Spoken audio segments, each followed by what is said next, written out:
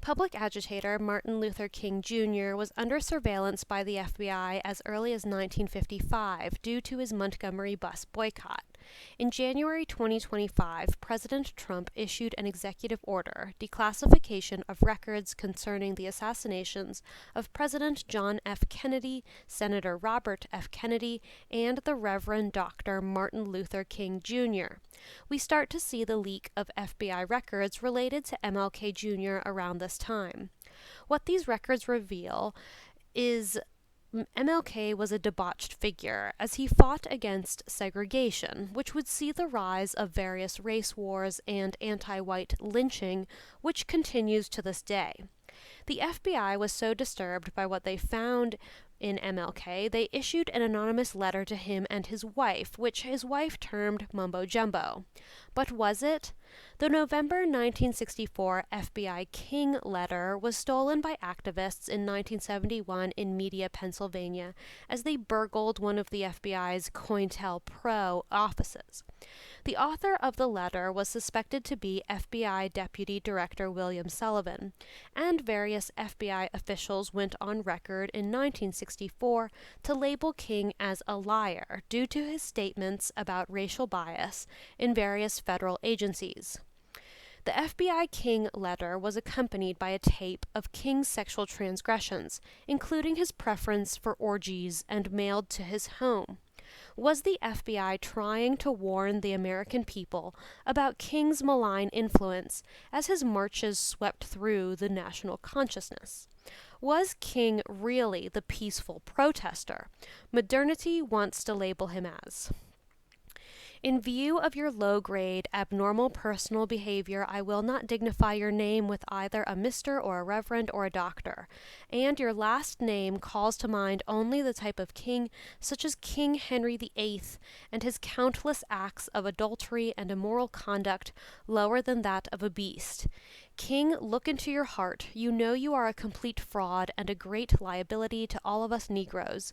White people in this country have enough frauds of their own, but I am sure they don't have one at this time that is anywhere near your equal. You are no clergyman, and you know it. I repeat, you are a colossal fraud, and an evil, vicious one at that. You could not believe in God and act as you do. Clearly you don't believe in any personal moral principles.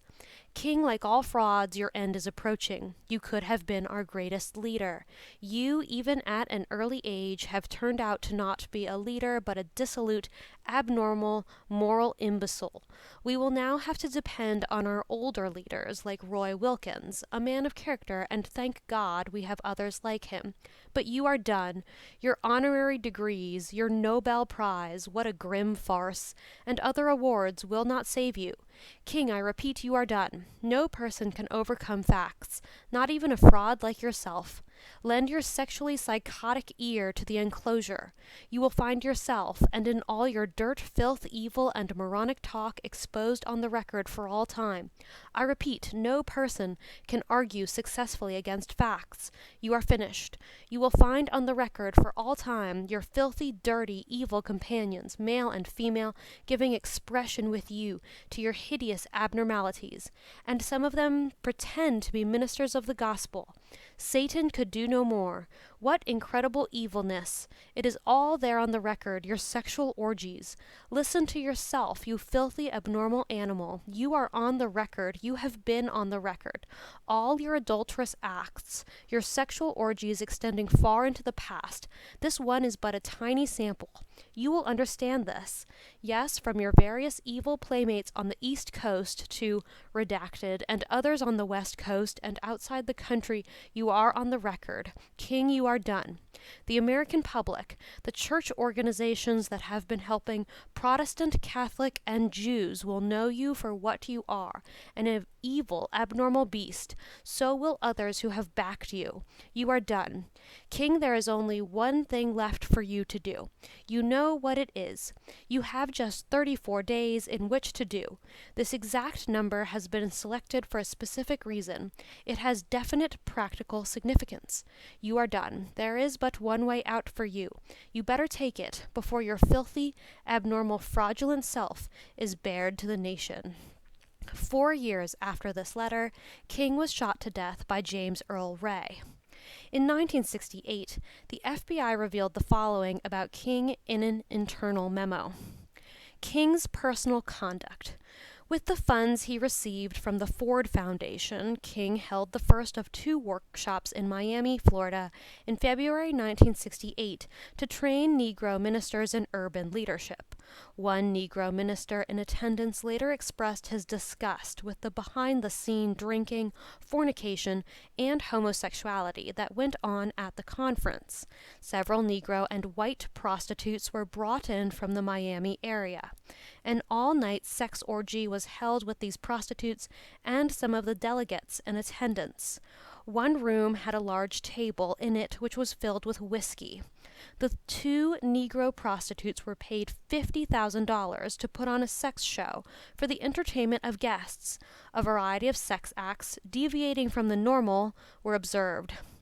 This activity is not new to King and his associates. As early as January 1964, King engaged in another 2-day drunken sex orgy in Washington, D.C. Many of those present engaged in sexual acts, natural as well as unnatural, for the entertainment of onlookers.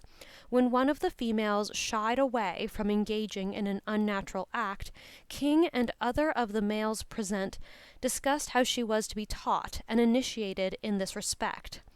Throughout the ensuing years and until this date, King has continued to carry on his sexual aberrations secretly while holding himself out to public view as a moral leader of religious conviction. King's mistress.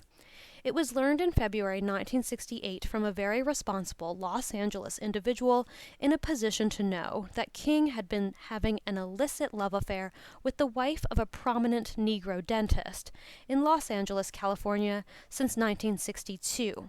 He believes King fathered a baby girl born to this woman inasmuch as her husband is allegedly sterile. The child resembles King to a great degree, and King contributes to the support of this child. He calls this woman every Wednesday and frequently meets her in various cities throughout the country. The individual who reported this is himself a prominent Negro who is related by law to King's mistress. He advised he has known King since 1960 and refers to him as a hypocrite. He also reported King is having illicit love affairs with 3 other women. One of them is Joan Baez, the nationally known folk singer. The prominent Negro who furnished the information said he was appalled a man of King's low character could cause so much trouble for both Negroes and the government. As can be seen, it is a fact that King not only regularly indulges in adulterous acts, but enjoys the abnormal by engaging in group sexual orgies. These facts about the Nobel Peace Prize winner make his remarks seem incongruous. When he replied after winning this cherished award, "History has thrust me into this position. It would be both immoral and a sign of ingratitude if I did not face my moral responsibility to do what I can in the civil rights struggle." Today, Stanford University's King Institute and many others insist King had no communist influence at all. But is that true? In February 1962, FBI head J. Edgar Hoover told Attorney General Bobby Kennedy that Stanley Levison, a Jewish attorney who helped fundraise the over $1 million in King's Chicago bank account in 1963, and one of King's closest advisors, was a secret member of the Communist Party. According to FBI informants, Levison had been an influential member of the Communist Party of the United States of America as late as 1956. The Southern Christian Leadership Conference, which Levison took an active role in despite not being a Christian, was basically a communist front as it sought to bring down Southern Christian tradition and replace it with communism. Members of Levison's family revealed to author David Garrow that Levison had been associated since 1965 with Viktor Lysyovsky, a top Soviet official at the United Nations. Kennedy, in an attempt to legitimize the civil rights movement for voting purposes, told King to drop Levison and communist Hunter Pitts Odell. King promised to do so, but never did. All of this material can be found in the CIA's reading library. Due to the presence of these at least 2 known communists in King's orbit, Hoover deployed agents to find subversive material on King, and Bobby Kennedy authorized wiretaps on King's home and Southern Christian Leadership Conference offices in October 1963. After the passage of the Civil Rights Act of 1964, the traditional views of the FBI were almost completely scuttled, and the FBI turned into an arm of enforcing integration with all the force of the law, including violence, behind it. To date, exponentially more whites have been killed by blacks than the total number of blacks lynched, which is about 5,300 total.